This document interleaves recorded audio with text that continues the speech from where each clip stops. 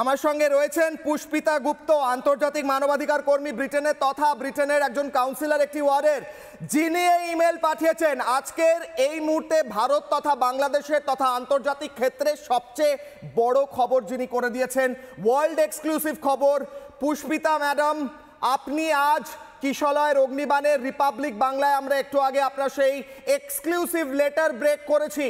আপনি দাবি করেছেন মোহাম্মদ ইউনূসের সরকারের বিরুদ্ধে ব্যবস্থা নেওয়া হোক, হিন্দুদের ওপর অত্যাচার হয়েছে, চিন্ময় কৃষ্ণপ্রভুকে জেলে ফেলে রাখা হয়েছে কুকুরের মতো। আপনি আর কি দাবি করছেন ম্যাডাম? আজ বলুন। বাংলাদেশের কট্টরপন্থীরা আপনার কথা শুনছে, কারণ ওরা রিপাবলিক বাংলা সারাদিন দেখে। বলুন ম্যাডাম। থ্যাংক ইউ কিশলয়। আপনার মাধ্যমে, রিপাবলিকের মাধ্যমে আমার সকল যারা শুভার্থী আছেন বাংলাদেশে এবং সনাতনী সহ যারা সেকুলার বাংলাদেশে বিশ্বাস করেন, সকলকে আমার নমস্কার জানাচ্ছি। এবং আজকে যে আপনাদের সাথে আমি যে ইমেলটা শেয়ার করেছি, সেটা হচ্ছে যে দেখেন, একটা সহ্যের একটা সীমা আছে। আজকে এতদিন ধরে চিন্ময় প্রভুকে জেলে ঢুকিয়ে রাখা হয়েছে। উনি অসুস্থ, উনি হাই ব্লাড প্রেশার, উনি একটা বিশেষ জীবন ব্যবস্থাতে উনি জীবন ধারণ করেন। উনার খাওয়া দাওয়া থেকে শুরু করে উনার প্রাত্যহিক জীবন সম্পূর্ণ আলাদা। উনি আমাদের মতো সাধারণ মানুষ না, উনি একজন সন্ন্যাসী।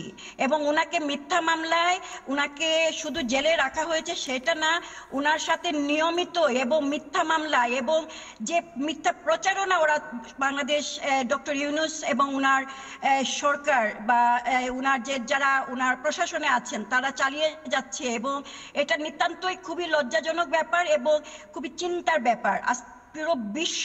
পুরো বিশ্ব এখন এই জিনিসটা দেখছে, বুঝতে পারছে যে আসলে কি হচ্ছে, আসলে চিন্ময় প্রভুর সাথে কি হচ্ছে, কি মিথ্যা মামলা দিয়ে এবং উনাকে যে কিভাবে উনারা একের পর এক, মানে মিথ্যা মামলা শুধু নয়, উনাকে মানসিক অত্যাচার করে উনার পরিবারের সাথে দেখা করতে না দেওয়া এবং উনার আইনজীবীদের সাথে এবং উনার যারা সাধু সন্ন্যাসী আছেন তাদের সাথে দেখা করতে না দেওয়া, এইটা কিন্তু পুরো বিশ্ব এখন জেনে গেছে। পুষ্পিতা ম্যাডাম, আমার একটা প্রশ্ন। পুষ্পিতা, আমার একটা প্রশ্ন। আপনি একটি পদে রয়েছেন, সেটা অন্য কথা। আপনি একদিকে একজন কাউন্সিলর, আপনার নিজে একটা কনস্টিটিউশনাল পজিশন আছে ইউনাইটেড কিংডমে, সেটা অত্যন্ত গুরুত্বপূর্ণ। এই কারণেও আপনার ইমেলটি আজ অত্যন্ত গুরুত্বপূর্ণ, যেটা তুলসী গাবার্ডের কাছে গিয়েছে। এছাড়াও বাংলাদেশের মানবাধিকার তথা হিন্দু অধিকার নিয়ে আপনি কাজ করেছেন।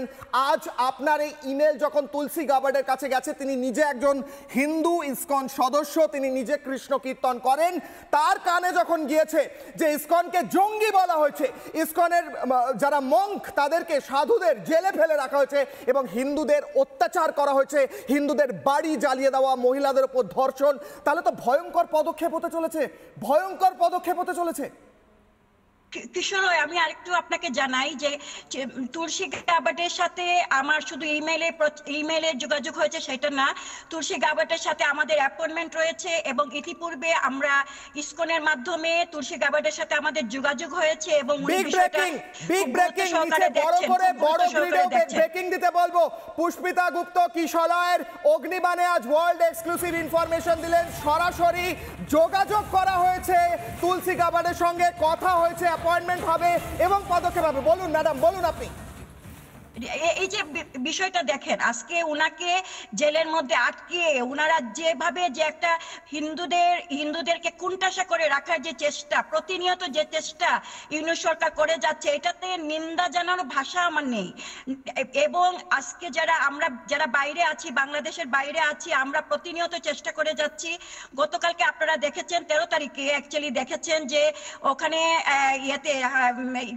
হোয়াইট হাউসে আমাদের সনাতনীরা, নিউ ইয়র্কে থাকা যত সনাতনীরা ওখানে গেছেন এবং প্রতিবাদ জানিয়েছেন। মোদি গভর্নমেন্ট ছিলেন, মোদি সরকার ওখানে ছিলেন এবং আমাদের ট্রাম্পের যে বৈঠক হয়েছিল সেখানে আমাদের সনাতনীরা দেখা করেছে, যোগাযোগ হয়েছে, উনারা প্রতিবাদ চালিয়েছেন। তাছাড়া আমি নরেন্দ্রনাথ বাবুকে এখানে আনবো।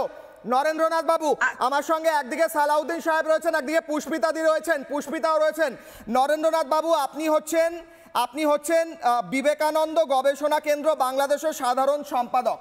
বিবেকানন্দ, যিনি গোটা পৃথিবীর হিন্দুদের একজন গর্বের সাধু, একজন সন্ন্যাসী, একজন মনীষী, একজন লিডার, একজন পলিটিক্যাল পথপ্রদর্শকও বটে। শুধুমাত্র স্পিরিচুয়ালিটি নিয়ে তিনি তো কথা বলেননি। গোটা বাংলাদেশে যখন পলিটিক্যাল এই ভয়ঙ্কর পরিস্থিতি, একদিকে ভায়োলেন্স চলছে অর্থাৎ একদিকে হিংসা চলছে, অন্যদিকে হিন্দুদের ওপর অত্যাচার তো চলছেই, একজন সাধুকে দিনের পর দিন জেলে ফেলে রাখা হয়েছে। পুষ্পিতা বললেন এক্ষুনি মেল পাঠানো হয়েছে তুলসী গাবার্ডের কাছে, গোটা মার্কিন যুক্তরাষ্ট্রের যিনি গোটা ডিটেকটিভ ডিপার্টমেন্টের সিকিউরিটির মাথায় বসে আছেন। অন্যদিকে মোদীকে বলে দিয়েছেন প্রধানমন্ত্রীকে ডোনাল্ড ট্রাম্প, শুনেছেন হয়তো, বাংলাদেশ আপনার হাতে ছেড়ে দিলাম। নরেন্দ্রনাথ বাবু, এবার যদি শুধরে যায় ইউনুস তাহলে একটুখানি হয়তো শাস্তিটা কম হবে, একটু কম হবে শাস্তি, নাকি এখনো এই বদমাইশিটা চালিয়ে যাবে ইউনুস? নমস্কার নমস্কার দাদা, আমাদের প্রধান উপদেষ্টা নিয়ে আপনি অবশ্যই সংযতভাবে কথা বলবেন, এটা আশা করব। আর আপনি যে বলছেন তুলসী গাবার্ড ইসকনের মেম্বার, একজন বৈষ্ণব, একজন হিন্দু, এটা তুলসী গাবার্ডের পরিচয় না। তুলসী গাবার্ডের পরিচয় হচ্ছে তিনি মার্কিন সরকারের এসে জাতীয় গোয়েন্দা উপদেষ্টা। শুনুন, আপনি বিবেকানন্দ গবেষণা কেন্দ্রের, আপনি এক সেকেন্ড আমি বলে দিই, আপনাকে বলতে দেবো, আমি জাস্ট আমার জায়গাটা ক্লিয়ার করছি। আপনি বলছেন এটা তার পরিচয় না, আপনি ভুল বলছেন, কারণ আপনি বিবেকানন্দ গবেষণা কেন্দ্র বাংলাদেশের আপনি সাধারণ সম্পাদক, তাছাড়াও আপনার একটা অন্যান্য চাকরি থাকতে পারে, অন্য জায়গায় আপনি যা করেন করতে পারেন, কিন্তু বিবেকানন্দকে নিয়ে যদি কেউ কুকথা বলে, যদি অশ্লীল গালাগালি দেয়, আপনি যাই চাকরি করুন না কেন আপনি নিজে সেখান থেকে দাঁড়িয়ে সেটার প্রতিবাদ করবেন না? করবেন তো? পুষ্পিতা উত্তর দিচ্ছেন। এটা তার মূল পরিচয় না, মূল পরিচয় আমেরিকানদের, তাই জন্যই তো লেটার দেওয়া হয়েছে, তাই জন্যই তো লেটার দেওয়া হয়েছে। হ্যাঁ, শোনেন, এই জরিনা একবার ঢাকা বিশ্ববিদ্যালয়ে এসে সেকুলার মুভমেন্ট করছে, লোক হয়েছে 15 কোটি জন, তার মধ্যে আমি নিয়ে গেছি 3 জন। উনি আওয়ামী লীগের মহিলা এমপি হওয়ার জন্য বাংলাদেশে অনেক দরজাপ করছে।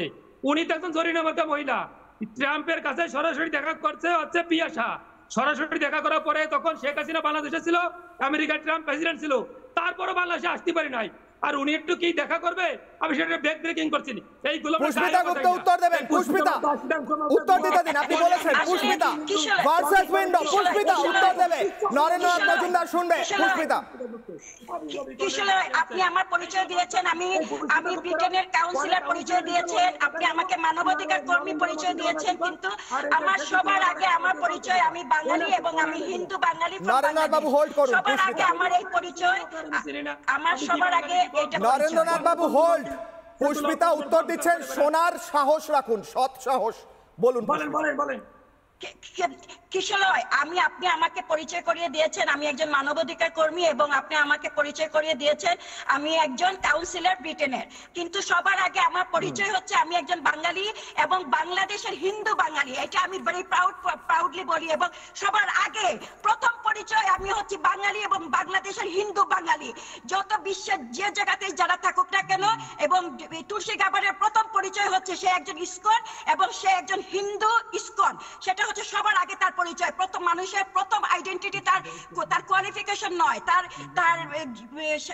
যে চাকরির যে পরিচয় সেটা তার পরিচয় নয়। প্রথম পরিচয় সে কোত্থেকে এসছে এবং সে তার কোন আইডিওলজিতে সে বিশ্বাস করে, এটা হচ্ছে তার প্রথম পরিচয়।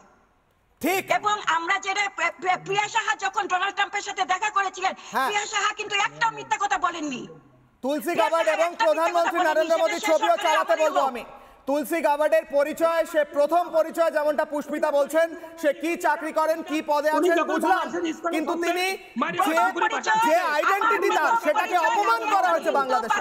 নানা ধরনের কন্টেন্ট দেখার জন্য লাইক করুন, শেয়ার করুন আমাদের ফেসবুক পেজ, সাবস্ক্রাইব করুন আমাদের ইউটিউব চ্যানেল, পাশাপাশি অন্যান্য ব্রেকিং নিউজের জন্য অবশ্যই চোখ রাখুন রিপাবলিক বাংলায়।